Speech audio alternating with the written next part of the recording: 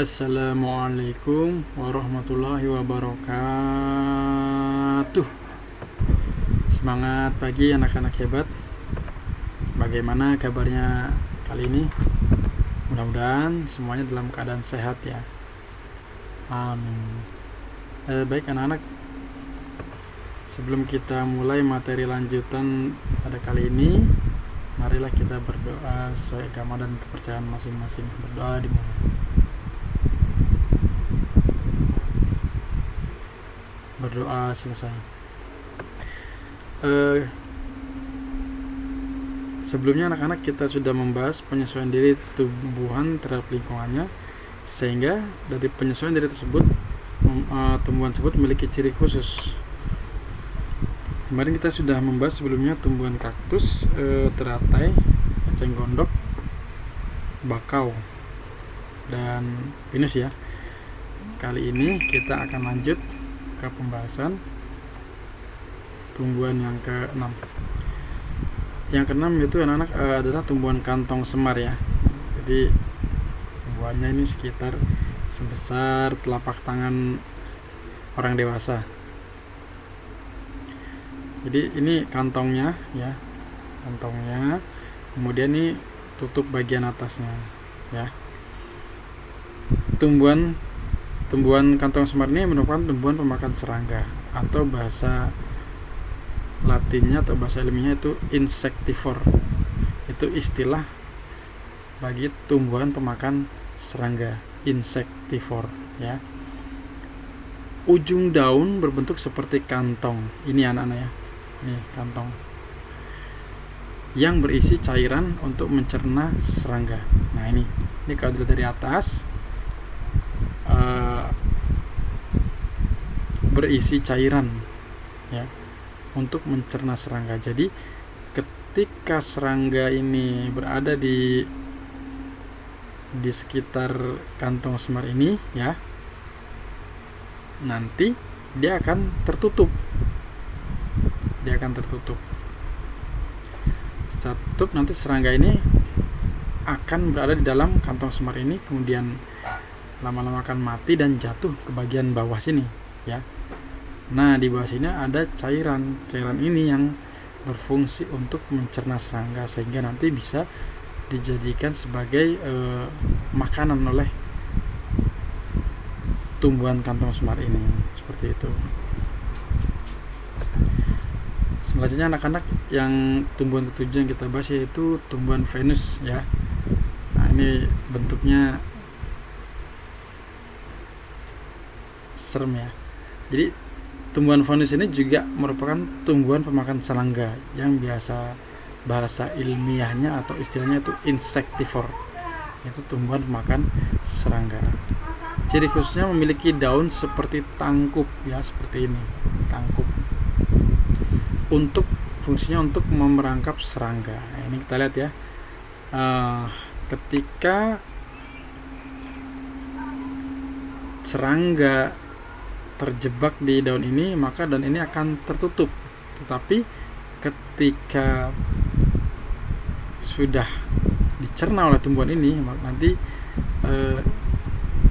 daunnya akan terbuka kembali ya, sehingga nanti menarik perhatian serangga untuk hinggap di pinggir daun ini. Nanti akan diperangkap lagi ya. Nah, besar tumbuhnya itu setelapak tangan dewasa, seperti ini ya. Nah,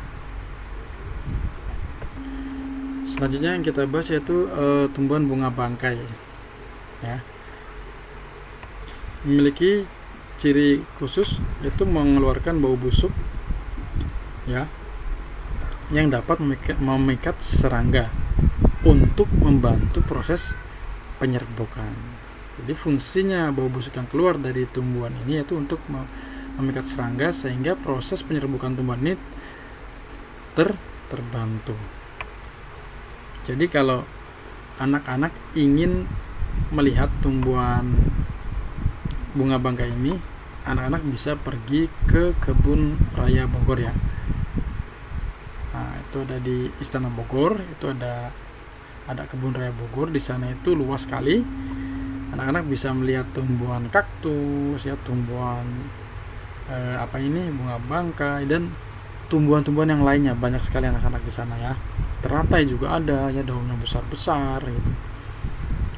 Dan tumbuhan ini, bunga bangkai ini tinggi dan besar ya. Ini orang dewasa ini ya, setinggi orang dewasa. Tapi perlu diketahui anak-anak, Bapak pernah ke Kebun Raya Bogor, kemudian ke lokasi tumbuhan bunga bangkai ini, tetapi pada saat itu tumbuhan bunga bangkai ini tidak ada. Kenapa? Karena berdasarkan informasi penjaga di Kebun Raya Bogor, jadi tumbuhan ini itu tumbuhnya itu musiman atau pada waktu-waktu tertentu ya. Jadi kalau kita sedang beruntung gitu ya, atau kita mendapat informasi bahwa tumbuhan bunga bangkai sedang berbunga, sedang mekar, nah itu kita bisa datang ke sana sehingga kita bisa melihat secara langsung ya. Nah, jadi waktu Bapak pergi ke sana itu kebetulan tumbuhannya sedang tidak berbunga dan tidak ada ya. Kemudian bagaimana sih bau yang dikeluarkan itu kita juga tidak tahu, karena pada saat ke sana tumbuhan tersebut tidak sedang berbunga ya anak-anak ya. Jadi harus pada waktu tertentu.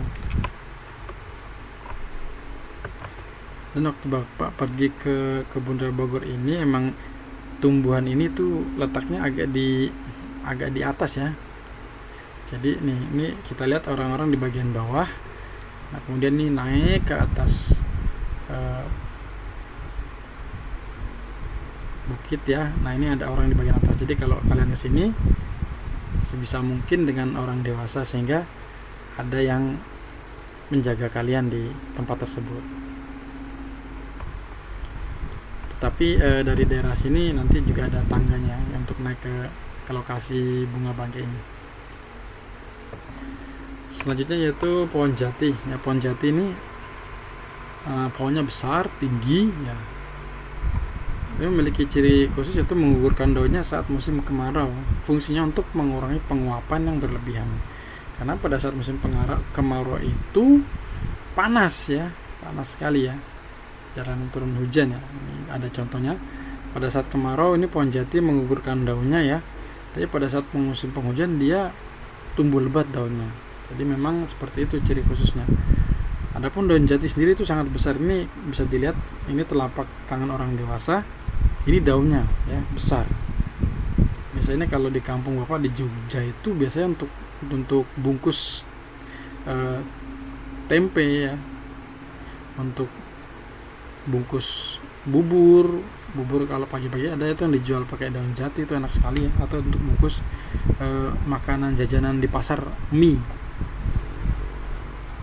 goreng gitu dibungkus pakai daun jati itu nanti, sehingga baunya tuh khas dan enak sekali rasanya ya. Nah, ini juga tumbuhan ini batangnya bisa besar sekali ya. Kemudian semakin tua pohon jati ini, semakin besar batangnya, itu memiliki harga yang semakin mahal ya, sangat mahal sekali. Maka sangat bagus ini untuk keperluan mebel ya.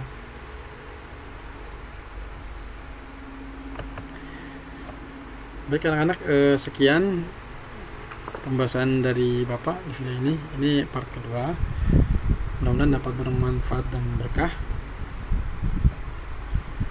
Tetap jaga kesehatan ya.